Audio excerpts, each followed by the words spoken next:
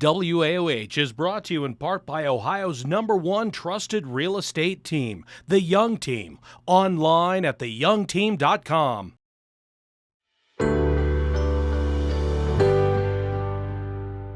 Today I get to talk with Michael Jude Schauer. He is a local author here in the Akron area. How are you today? I'm doing great. Thank you. Yes, and we're so glad you're on the show. Where are you actually from? I don't know if you're from Akron. I'm from Akron. You are from Akron. Yeah, North Hill. That. North Hill area. Yep. Wonderful. We love all of our little neighborhoods in Akron, and North Hill has so many cool things over there. We live in the Falls now, but wonderful. So, yeah. All right. Well, I want to hear just a little bit about you because you have been on the show before, but people may have not watched the first interview. Okay. Tell me a little bit about you, about your background, and then what led you to want to write books. Wow. Well, it goes back 50 years, but I'm not going to fill in all 50 years. That's okay. But about 52 years ago, I was hitchhiking. A lot of us back then hitchhiked all over the place. Yeah, I've heard about it from my mom, too. A gentleman, a Christian musician named Phil Keggy picked me up when I was hitchhiking. Wow. Him and his wife, Bernadette. Oh, my gosh. And so to make a long story short, a lot shorter, they dropped me off, and so I met them. I met Bernadette's father, mother, everybody in their family except my wife yet. And my wife is Bernadette's sister. Oh my gosh. So she's here today. That's wonderful. But after a couple of years went by, after I met Marita and I saw Phil and Bernadette, and they remembered picking me up, and they said that they prayed for me as they drove me home, dropped me off. Okay. And I'm telling you that story because fast forward 50 years later, and Phil does the music on the Audible for the first book, and they're working on the Audible for the second book right now with his music involved with it. So it's crazy as a 18-year-old being picked up by a Christian musician. Right. And then 52 years later, working together on a book is How beautiful. Pretty amazing. Yeah. That's really beautiful. So that I know you were a teacher. Mm-hmm. And I know that also was a part of your story on how you ended up writing books. Right. And that's a whole nother issue with my wife and I had an insurance agency, and I was a reluctant insurance agent. I really didn't like it, didn't want to be involved with it. I can understand. But it was my father-in-law's agency. And I was sent to an insurance meeting. Actually, it was a conference at a hotel, an all-day thing. Mm-hmm. And I sat there, and, during the break, I got up and walked the hallways, and there was another conference going on down the hallway, and it was a conference for children's literature for elementary teachers. Wow. So I walked in there, and I started to listen to them. Mm-hmm. And then I stayed there the rest of the day.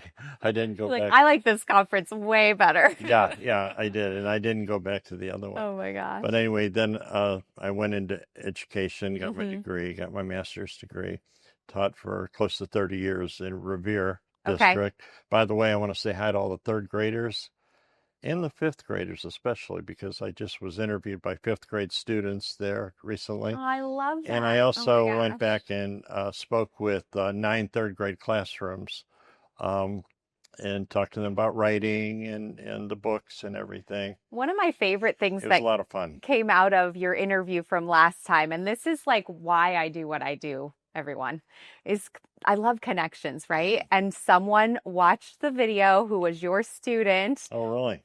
Do you remember that's right. this? You did. You sent it. And they reached out, and they weren't getting in touch with you, and I made sure that they got in touch with you, and they were able to say hello and connect with you after they had become an adult. I forgot about that. Yeah. And so that was such a unique, fun part of what I do, is being able to connect people. Absolutely. And I know that was part of what you even wanted. I remember you saying on the last interview, like, hey, if any of my students want to say hello. Right. My old students. And they do. They email me, they talk about the book and everything. So special. So let's go into the book. Sure. So share very quickly the first one, and then we want to highlight the second one. Yeah, the first book came about when, first of all, I know that there's been tons of things written about cognitive development in fairy tales and how they change children and how they help them to grow cognitively and psychologically. Yeah. But there's been a few amazing authors over the years, like C.S. Lewis and George MacDonald and Madeleine L'Engle, who, wrote with the idea of helping children develop spiritually as well. And that's what I wanted to continue to do. I've been a Christian for next July it'll be 50 years. Wow. And so with the writing skills and the background in teaching and all those things, it came kind of to fruition with when I retired. I just started writing, and this is what came of that. So these books are filled with spiritual lessons all the way through it. Little things like, how to forgive when it's so difficult. There's the theme of redemption and salvation and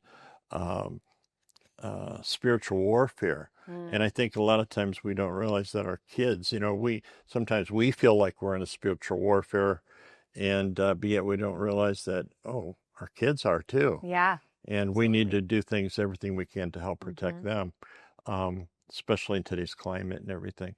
So that's what this is about. And the first book is The Lost Hamsters. The Lost Hamsters of Barnaby Bunch. Yes. And the second one came about as a result of my experience with what happens once you've had this experience, a spiritual experience, and then you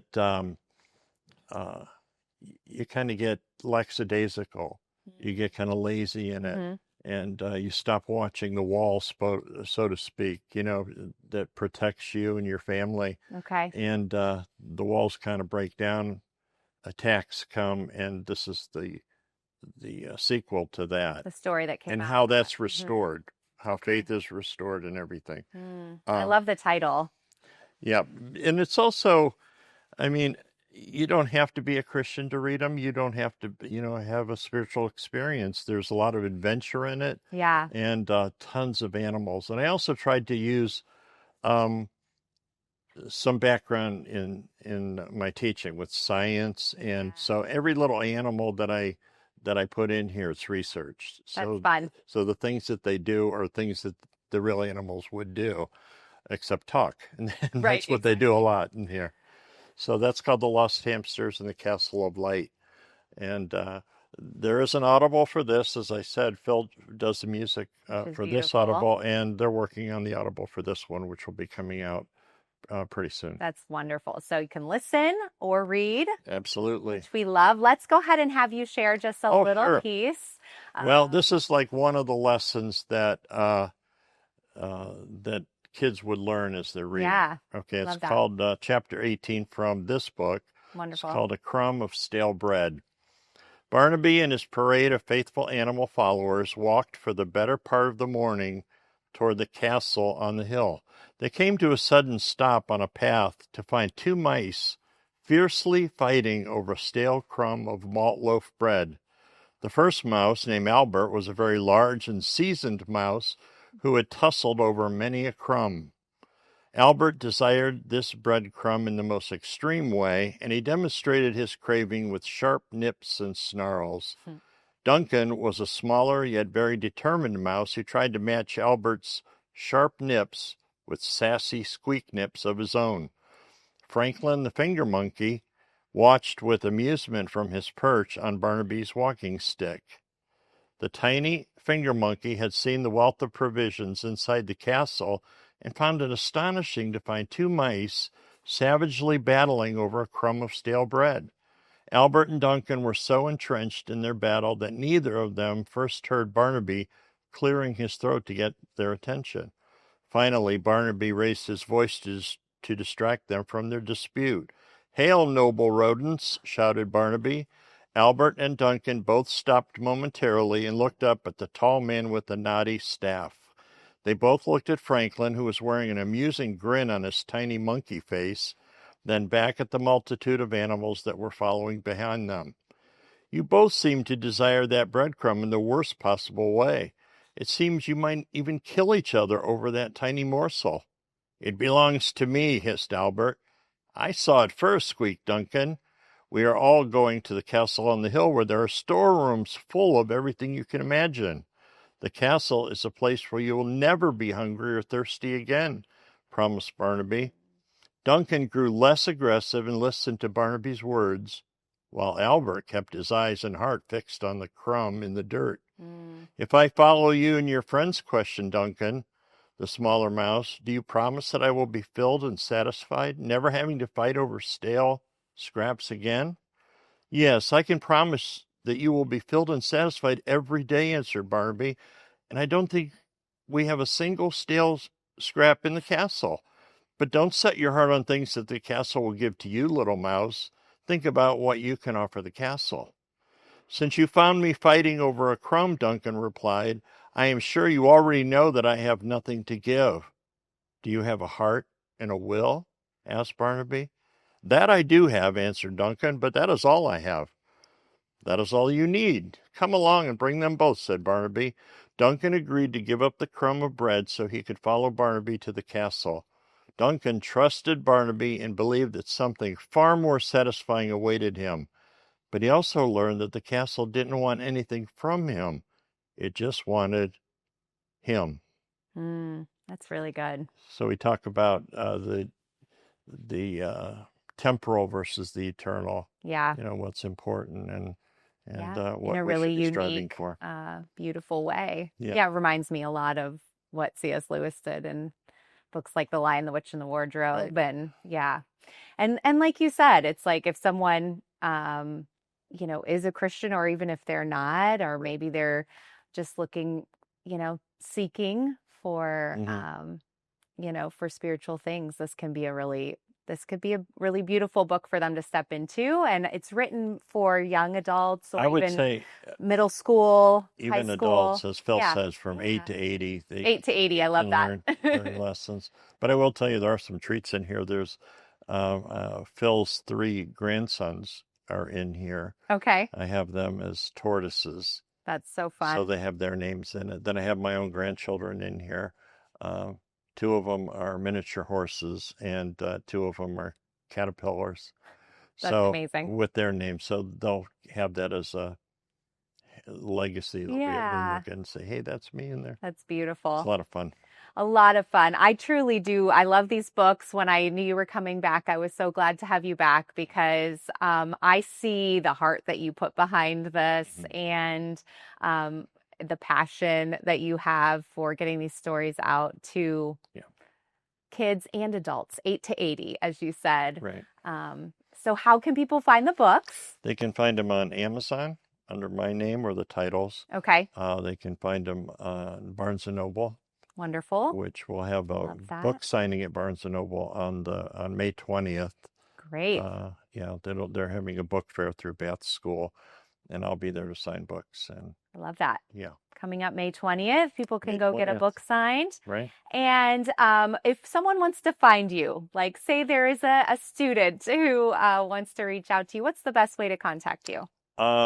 Probably, I would say just through my Instagram. Wonderful. Or email. Okay, great. And we can put that information up for people. That would be great. And they'll be able to find you that way. Great. Yeah. I love it. The Lost Hamsters and the Castle of Light is the new book. And there's a third one coming out. There will be a third one as well in this series. Great.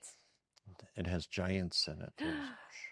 That. Yeah. When is that one coming out? Do we have? We don't know. I'm halfway through writing it, so halfway it'll through. be a while. Beautiful. Yeah. All right, you'll have to come back when you finish that one. Okay, I will. All right. Again, The Lost Hamsters in the Castle of Light. Michael Jude Schauer here today, local author. We are thankful for you coming to Good Morning Akron. Glad you're here today. Appreciate it. Absolutely. Thank you guys so much for watching. We've got more great stuff coming up next. Stay tuned.